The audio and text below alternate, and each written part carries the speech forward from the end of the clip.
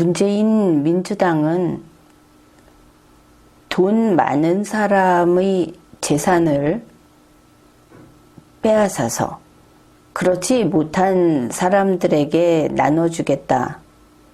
이런 기본적인 입장을 취하고 있습니다. 그래서 그들이 시행한 부동산 정책은 당연히 부동산 세금을 올리는 그런 정책이 되는 것이죠. 비싼 부동산을 가지고 있는 사람에게 세금을 많이 받겠다. 부동산은 다 비싸다. 그렇기도 하죠. 중요한 재산이죠.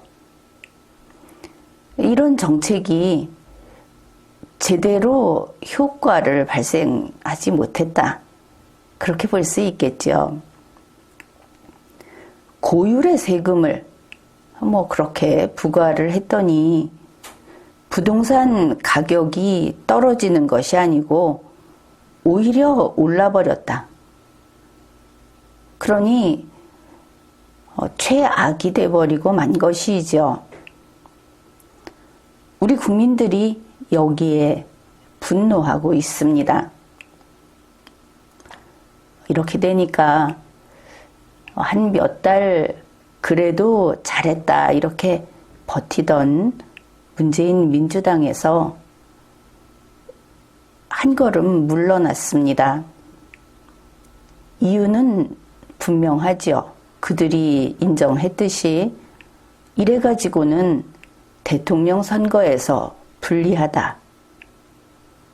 그러니까 대선 승리를 위해서 부자 감세, 부자에게 세금을 깎아주는 그런 결정을 한 겁니다. 6월 18일 의원총회에서 결정했다고 하죠. 이렇게 간단히 부자 감세 이렇게 이름을 붙여보면 그게 무엇입니까? 지금까지 좌파들이 보수 정권을 비난했던 똑같은 그런 짓을 한 겁니다. 그렇다고 해서 세금을 낮춘 것은 아니죠. 당연히 보수 정권 때보다 중과세, 세금이 올라갔습니다. 그런데 우리가 이제 이야기할 것은 유승민 씨에 관한 것입니다. 대선 후보 지원자 유승민 씨. 그가 이러한 문재인 민주당의 결정에 대해서 비판하고 나섰습니다. 그러면 국민은 이렇게 생각을 하죠. 그렇지. 부동산 중과세 이것을 비판했구나. 그런데 그렇지 않습니다. 그렇지 않다는 것이 핵심이죠. 하나하나 따져보기로 합시다. 우리 국민은 누구나 세금 덜 내면 좋아합니다. 그래서 국민은 부동산 보유세 이거 반대합니다. 보수 정권도 그랬습니다. 부동산 보유세라는 것은 주택을 소유하고 있기 때문에 내는 세금입니다. 보수 정권은 이거 반대합니다.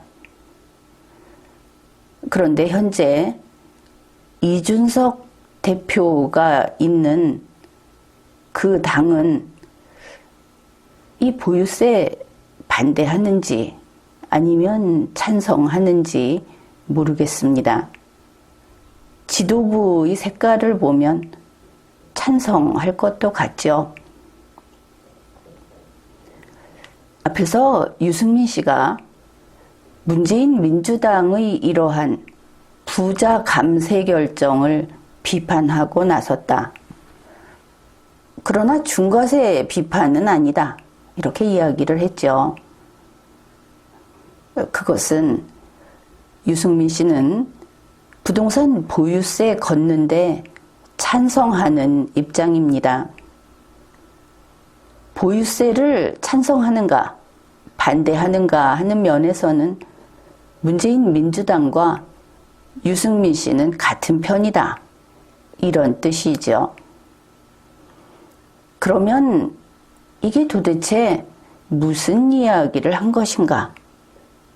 그런 생각이 들죠. 유승민 씨는 보유세 걷는 거 찬성한다. 그런데 문재인 민주당이 보유세 좀 줄여서 걷는 거 반대한다. 이렇게 되겠죠.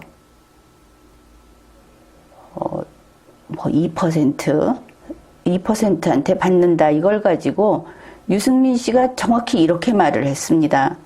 이건 조세 편가르기다. 반대한다. 그러면은 무슨 뜻인가? 이 보유세 과세가 문제가 아니고 일단 과세하기로 했다가 부자 감세한 것을 반대한 거다. 이걸 알 수 있죠. 이 부분에서 유승민 씨는 민주당이 한 차등과세, 선별과세에 반대하고 있는 겁니다. 그러면 100% 과세에 찬성하는가? 이렇게 보아야 하겠죠. 이번 사안을 수치까지 넣어서 이야기하면 이렇게 됩니다. 유승민 씨는 공시가 상위 3.7%에게 다 세금 걷어라. 민주당이 2%한테만 걷겠다고 하는데 그렇게 축소하지 말라. 바로 이런 뜻에서 비판했다. 그것을 알 수 있습니다. 그러면 이것이 어떤 입장인가? 분명한 것은 우리 국민과는 반대편이다. 그렇죠? 그렇습니다. 그리고 보수 정권과도 반대편이다. 문재인 민주당과 같은 편인데 그 중에 강경파와 같은 편이다. 이걸 알 수 있습니다. 그리고 유승민 씨는 경제 전문가로 알려져 있죠. 그래서 세금도 잘 알 것이다. 우리는 막연히 그렇게 생각을 했습니다. 그런데 이번에 보니까 그것도 아닌 것처럼 보입니다.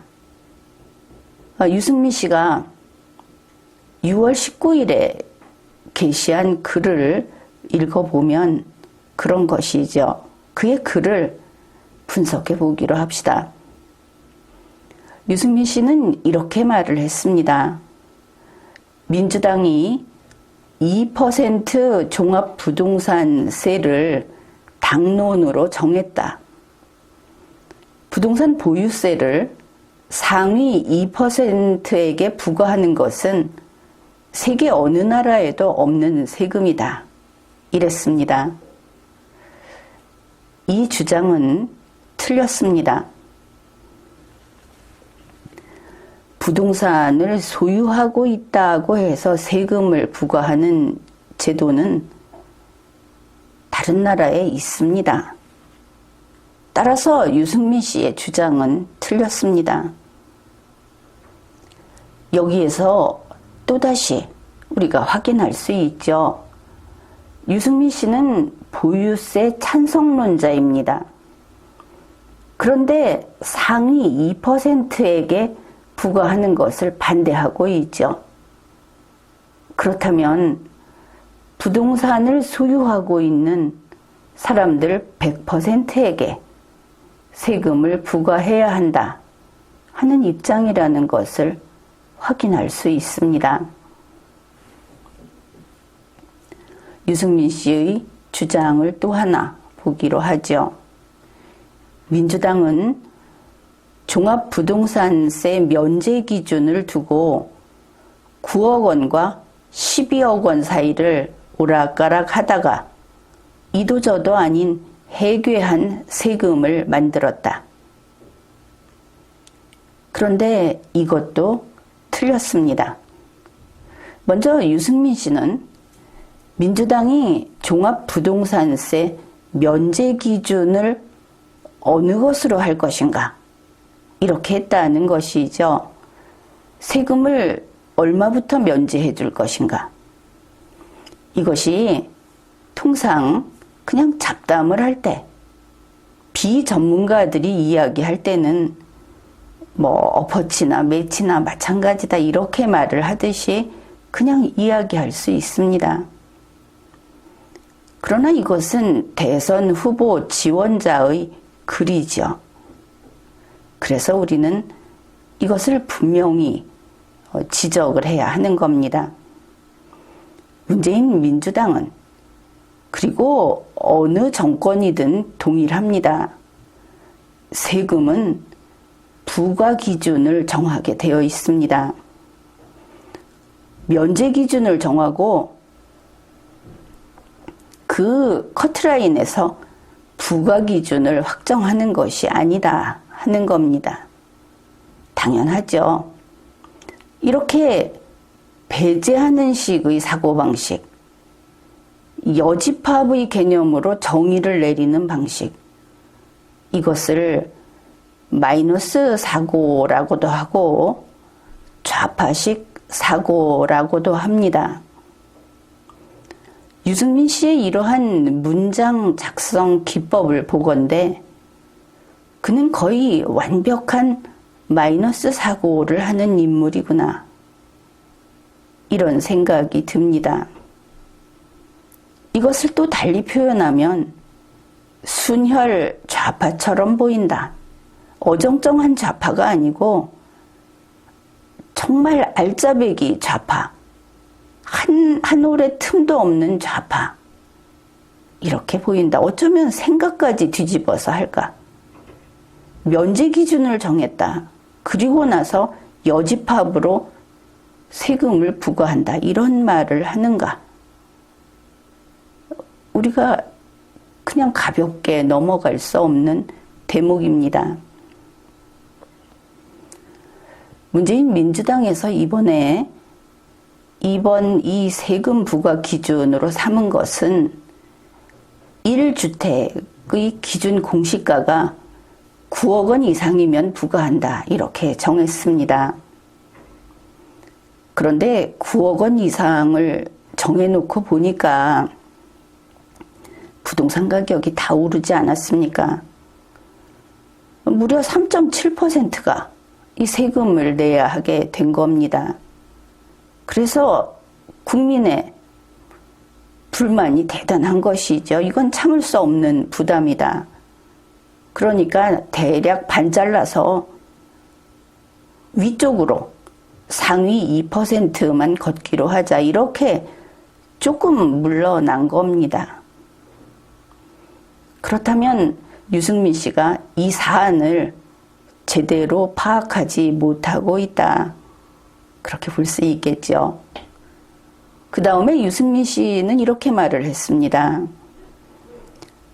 세금 면제 기준을 9억 원으로 할까 12억 원으로 할까 그 사이를 오락가락했다 이렇게 말을 했죠. 그 종합부동산세 이렇게 말을 했습니다. 앞에서 보유세 갖고 이야기하고 있지 않습니까? 그런데 이 9억 원에서 12억 원으로 바뀐 것은 그것이 아니고 양도소득세였다. 이것을 알아야 합니다. 유승민 씨 말대로 한다면은 9억 원에서 12억 원 사이로 왔다 갔다 한 것은 기준 공시가를 갖고 왔다 갔다 했다고 말한 것이 되죠. 그런데 지금 그게 아닙니다. 양도소득세는 실거래 가격으로 따지는 거 아닙니까? 틀려도 많이 틀렸다 싶지 않습니까? 따라서 9억 원이라고 하는 것도 실거래가, 12억 원이라고 하는 것도 실거래가입니다. 이 양도소득세에서는. 그래서 그걸 9억 원 이상이면 양도소득세 부과하자 했다가 그것도 집값이 너무 올라 버렸기 때문에 그 세금 부담해야 하는 국민이 너무 많죠. 그래서 12억 원 이상을 그 부과 기준으로 그렇게 역시 찔끔 물러났다. 이런 뜻입니다. 그러니 유승민 씨가 이거 틀렸죠. 그 다음에 오락가락했다. 이번에 9억 원으로 할까 12억 원으로 할까 오락가락 한 것이 아니고 앞에 보유세도 9억 원 이상으로 정했는데 그리고 양도소득세 부과 기준도 이번에는 실거래가로 9억 원 이상으로 정했는데 국민의 불만이 너무 크니까 그 세금을 내는 사람들을 어떻게 하면 줄일까? 결국 돈을 올린 것이죠. 비율을 올린 겁니다.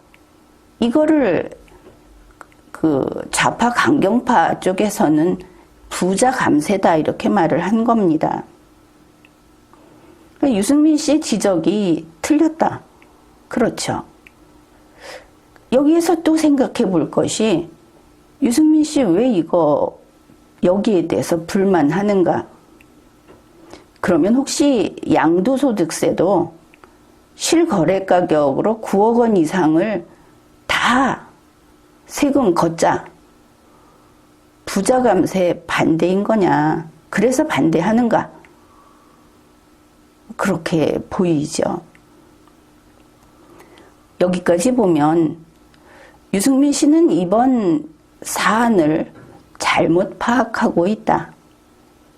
이렇게 보이고 또 문재인 민주당에서 부자 감세를 했다. 조금 뒤로 물러났다. 세금 조금 덜 걷기로 했다. 하는 이 뉴스에 대해서 이해력이 부족하다. 그렇게 보입니다. 문재인 씨가 대선 후보를 지원을 했으니까 대통령 하겠다는 것이죠. 대통령은 결국은 행정 집행을 하는 그런 정부의 제일 높은 공무원입니다. 행정은 이렇게 문해력이 없어서는 절대 할 수 없죠. 공무수행 능력이 없다. 이런 겁니다. 한국인은 한글을 알아야 하죠. 일단 유승민 씨는 논리가 우리와 완전히 뒤집힌 마이너스식 사고 방향이 전혀 다른 이것도 있지만 문해력도 문제가 있다. 그렇게 봅니다. 간단히 표현하면 자기가 무슨 말 하는지 모른다 하는 것이죠. 유승민 씨의 그 글을 한 문장 더 보기로 하죠. 세금은 소득, 자산, 가격 등 화폐로 측정할 수 있는 종목에 대해 법률로 세율을 정해야 한다. 이것이 헌법이 정한 조세 법률주의이다. 이렇게 주장을 했습니다. 물론 이것도 틀렸습니다. 대한민국 헌법 제59조는 다음과 같이 규정합니다. 조세의 종목과 세율은 법률로 정한다. 이건 누구나 알 수 있는 문장이죠. 법률로 무엇을 정하라고 했습니까? 조세의 종목과 조세의 세율을 정해라. 이렇게 규정했죠. 법률로 정해야 하는 것은 종목 그리고 세율 둘 다라는 것이 분명한 헌법 법문의 뜻입니다. 초등학생도 읽어낼 수 있는 그런 문장이죠. 그런데 유승민 씨는 무엇이라고 했습니까? 법률로 세율을 정해야 한다. 앞에 있는 종목이라는 것은 화폐로 측정하면 된다고 했죠. 어째서 이런 이야기를 한 것인가? 그는 법률로 세율을 정하라는 것이 헌법이 정한 조세 법률주의다. 이렇게 썼습니다. 법률로 세율만 정하라고 헌법은 규정하지 않았고 조세 법률주의는 그런 것이 아니다. 따라서 유승민 씨는 틀렸다. 이런 것입니다. 유승민 씨는 헌법에 무지할 뿐 아니라 이렇게나 짧은 헌법 제59조를 이해하지 못했다. 그래서 틀린 주장을 하고 있다. 그런 뜻이죠. 여기에서 종목, 세율 그랬는데 이 종목이라는 것을 우리 국세청 이런 실무에서 세목이라고 종종 씁니다. 세목은 세금의 종목, 이 줄임말이고 그래서 아마도 종목은 헌법의 종목과 국세청에서 쓰는 세목 때문에 잘 몰랐던 것인가? 아, 유승민 씨가 그랬나? 이렇게 볼 수도 있죠. 여기에서 한 가지 유의할 것이 우리 그 사회에서 그냥 종목이라는 말을 쓰기는 씁니다. 그것은 헌법 제59조의 종목이 아닌데 어떤 경우냐 하면은 사업자가 세금을 낼 때 거기 종목을 쓰죠. 그것은 사업의 종류를 구분해 놓은 것이다. 이렇게 보면 될 겁니다. 조세 종목과는 다른 것이다. 그렇습니다. 참고로 또 유승민 씨의 주장이 어땠습니까? 소득, 자산, 가격 등이 이게 과세하는 대상 기준이라고 보고 이야기를 한 것처럼 보인다. 이 부분도 문제가 있습니다. 소득, 자산, 가격이라는 것이 어떻게 해서 이런 순서로 나열이 되었는지 그것은 잘 모르겠지만 이것을 과세 대상은 이런 것들이다 하고 예시한 것이라면 상당히 어긋난다. 그렇게 말할 수 있겠습니다. 과세 대상 기준은 소득, 수익, 재산, 행위, 거래 이런 것들이기 때문이죠. 우리가 그동안 뉴스라든지 본인이 또 이렇게 주장하거나 본인의 글 이런 걸 통해서 유승민 씨가 문재인 정부에 대해서 이런 이야기를 한 것을 우리가 알고 있습니다. 문재인 정부의 부동산 대책은 실패했다. 문재인 씨는 자산 불평등이라든지 소득 불평등을 해결하지 못했다. 문재인 정부는 처절하게 실패했다. 이런 무능한 정권은 이제 끝내야 한다. 물론 6월 19일 글에 이 내용들이 또 고스란히 들어 있습니다. 결국 유승민 씨는 완전한 평등을 추구하는가? 문재인 정부, 문재인 씨에 대해서 이렇듯 심하게 비판을 하고 있는 것을 보면 그렇게도 보이죠. 우리가 노무현 전 대통령의 그 말기, 그때의 일을 한번 생각해 봅시다. 노무현 대통령이 퇴임하고 좌파들이 아주 신랄하게 비판을 했습니다. 노무현 당신은 실패했으니까 죽어라. 죄값을 치러라. 이랬죠. 그리고 나서 노무현 전 대통령은 자살을 했습니다. 여기에 대해서는 리마연이 방송을 했고 영상이 여럿 있습니다. 좌파들이 이렇게 신랄하게 비판한 것은 무엇인가? 노무현이라는 정치인이 싫어져서 그런가? 지금 그런 문제가 아닙니다. 좌파들이 비판한 것은 좌파 노릇 잘못했다고 비판한 겁니다. 노무현 당신이 좌파 노릇을 잘못해서 좌파 정책을 실패해서 그래서 MB 같은 보수가 대통령이 됐다. 그런 이야기죠.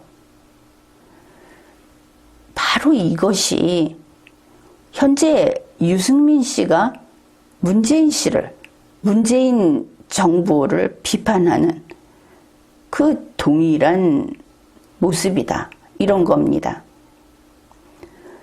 유승민 씨가 좌파를 비판, 유승민 씨가 문재인 민주당이나 문재인 정부를 비판하는 것은 그들이 보수가 아니라고 그래서 하는 것이 아닙니다. 유승민 씨가 보수여서 그래서 비판하는 것이 아닙니다. 문재인 민주당이 좌파 노릇 제대로 못했다. 좌파 노릇 하는데 실패했다. 그래서 유승민 씨가 비판을 합니다. 그러면 노무현 전 대통령 말기에 노무현을 끝까지 밀어붙였던 좌파들, 그 자리에 지금 유승민이 서 있다. 그러면 유승민이 문재인을 비판하면 적의 적은 동지인가? 이게 성립이 안 되죠.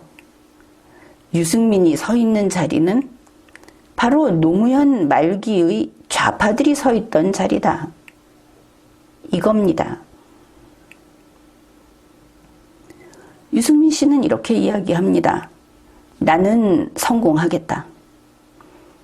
문재인은 실패했지만 나는 그 불평등을 없애겠다. 평준화하겠다. 완벽한 평등을 이루겠다는 뜻이겠죠. 그래도 유승민이 보수가 아닐까 하는 분들이 있습니까? 그러면 이렇게 이야기를 하죠. 유승민 씨가 보수라면 이렇게 말해야 되는 거 아닙니까? 우리 국민 모두 다 잘 살게 하겠다. 이게 보수의 화법입니다. 그리고 보면은 이리 보아도 저리 보아도 유승민 씨는 역시 좌파인가 싶죠. 그것도 궁극의 100% 좌파인가? 이런 걱정까지 됩니다. 문재인 씨보다 더 철저한 좌파인가 하는 것이죠. 그렇지만 우리는 하나 더 생각을 해봅시다. 지금까지 이야기한 이 모두가 우리가 그가 쓴 글, 그가 취한 태도, 이걸 보고 판단을 한 이 모든 것이 아니다. 그게 아니다라고 한다면은 또 다른 이유는 있습니다. 그것은 유승민 씨가 무엇이라고 말할 수 없을 정도로 무지해서 자기가 지금 막 내놓고 주워 섬기는 말들이 무슨 소리인지도 모르고 이렇게 저질러 놓았다. 그런 경우가 있을 수 있겠죠. 어떻든 유승민 씨는 국민의힘 정당 추천 대통령 후보자가 되겠다고 합니다. 이렇게 되면 아니 그렇게까지 100% 좌파로서의 철학을 가지고 있고 그렇게 행동하는 사람이 국민의힘의 후보가 된다면 그러면 국민의힘은 좌파 정당인가? 그렇게 되죠. 어떻게 보수의 자식이 100% 좌파가 될 수 있겠습니까? 이건 자연 법칙에 어긋나는 일입니다. 그것도 한번 생각을 해봅시다. 6월 20일 유승민 후보를 지지하는 포럼이 출범한다. 이렇게 뉴스가 나왔습니다. 여기 진중권 씨가 같이 간다고 하죠. 그리고 보면 진중권 씨는 아예 국민의힘에서 살고 있다. 이렇게 보이지 않습니까? 여의도 연구원에서 뭐 했다 하면은 진중권 씨가 거기 갑니다. 유승민 씨 여의도 카페, 그 정치 카페인가 뭐 그런 거 한다고 했을 때 거기 간 게 진중권 씨입니다. 그런가 하면 이준석 국민의힘 당대표가 이번에 뭐 사람들 뽑고 할 때 시험 본다고 하지 않습니까? 그런데 거기에 또 진중권 씨가 간다면서요. 진중권 씨 부르겠다. 이러고 있습니다. 역시 진중권 씨는 국민의힘에서 언젠가부터 국민의힘 사람이구나. 그렇게 보이죠. 이제 진중권 씨를 따져봐야 하겠습니다. 이 사람은 좌파인가? 아니면 보수인가? 진중권 씨는 좌파라는 그 명칭을 굉장히 싫어합니다. 보수가 잘 되려면 좌파를 좌파라고 부르지 말아야 한다. 이런 주장을 하죠. 좌파를 좌파라고 불러야 옳은 거 아닙니까? 어떻든 진중권 씨는 보수가 아닙니다. 우리 보수 국민 중에는 진중권 씨가 정의당을 탈퇴했다. 그렇게 말을 하는데 보수 유튜브에도 많이 나옵니다. 그렇죠. 그런데 진중권 씨가 언제 전향했다고 이야기한 적이 있습니까? 오히려 그 사람은 나는 보수가 아니다. 나는 전향하지 않았다고 아주 때때로 밝히고 있습니다. 시간이 있을 때마다 밝히고 있죠. 이게 무슨 일인가? 조금 전에 이야기했듯이 노무현 말기를 생각하면 됩니다. 문재인을 비판하는 유승민을 생각하면 되는 것이죠.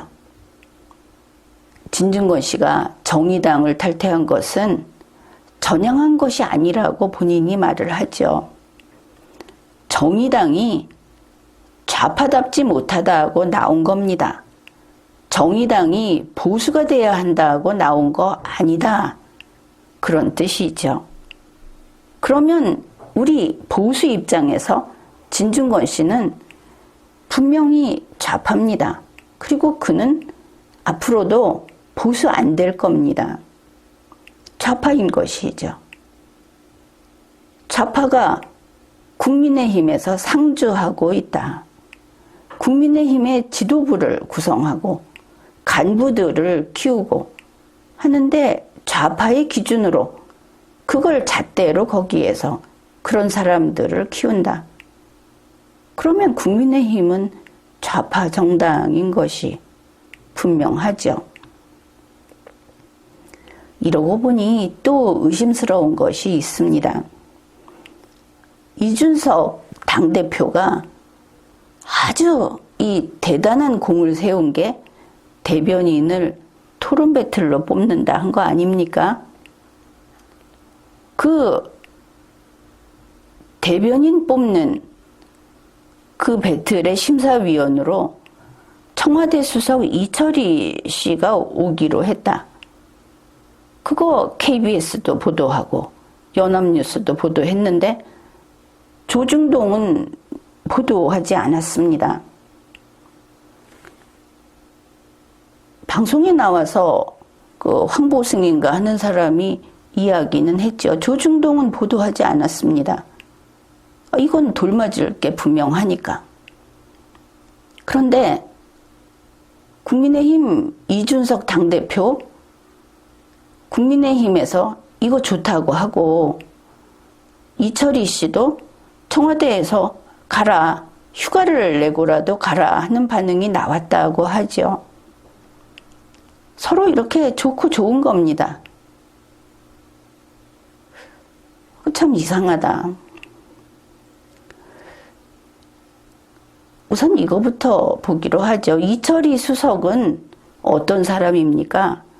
그가 헌법과 법률 아래에서 독자적인 의사결정을 하는 공무원입니까? 그렇지 않죠. 그는 검사도 아니고 국회의원도 아니고 법관도 아닙니다. 그는 그냥 문재인 씨의 심부름꾼인 것이죠. 이철희 수석이 나와서 이야기를 하면 그것은 문재인 씨의 뜻을 전하는 겁니다. 그러면 이준석 대표는 자기 대변인도 문재인 청와대의 오케이 사인을 받아야만 하는 모양이구나. 그렇게 보이죠. 어째서 청와대가 오케이 하지 않으면 안 되는 것인가? 이들은 어떤 관계이기에 일이 이렇게 되고 있는 것인가? 이것은 진지하게 생각을 해보아야 합니다. 게다가 지난번 그 당대표 선거를 할 때 이준석 후보가 나경원 후보에게 따져 물은 것이 문득 생각이 나는데, 당신은 왜 민주당에 있는 사람들이 인기투표 좋아하고 싫어하고 하는 거에 대해서 무시하느냐, 이런 식으로 따졌죠. 그러니까 이준석 씨의 머리는 무엇인가 하면, 국민의힘은 민주당이나 문재인 청와대에서 원하는 그쪽에서 채점을 해서 오케이 하는 식으로 가야 한다. 이런 생각을 하는 것을 공개적으로 계속 공표를 해온 그런 인물입니다. 그 사람이 당대표가 됐고, 조중동은 그것이 앞으로 우리나라가 나아갈 길이라고 이야기를 했죠. 이 부분 조중동 책임져야 할 겁니다. 그리고 지금도 이준석 대표를 띄우고 있습니다. 마치 대통령 당선된 것처럼 설치고 있죠. 혹시 문재인의 소통령이어서 그런 것입니까? 조중동 좌파로 같이 넘어간 겁니까? 그렇다면 우리 국민은 조중동도 요절을 낼 각오가 되어 있습니다. 태도를 분명히 해야 하겠죠. 그래서 이번에는 유승민 씨가 주장하고 있는 이러한 정치 철학, 경제에 대한 그의 소신, 이런 것들을 통해서 우리가 그의 문장을, 그리고 현재 문재인 민주당이 가고 있는 길을 보면서 이게 어떻게 되고 있는가 하는 것을 분석해 보았습니다. 지금까지 리걸마인드 연구소였습니다.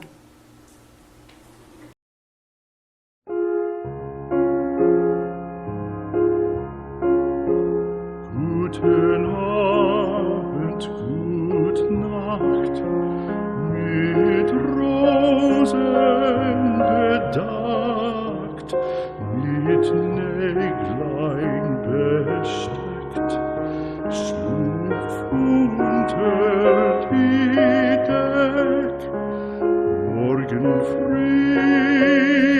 wenn Gott will, wirst du wieder geweckt. Morgen früh, wenn Gott will, wirst du wieder geweckt.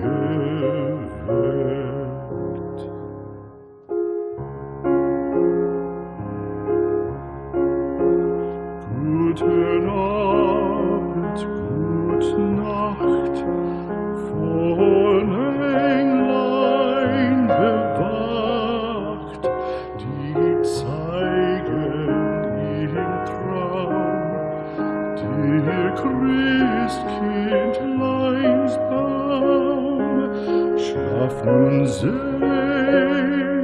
und süß, schau im Traumsparadies, schlaf nun selig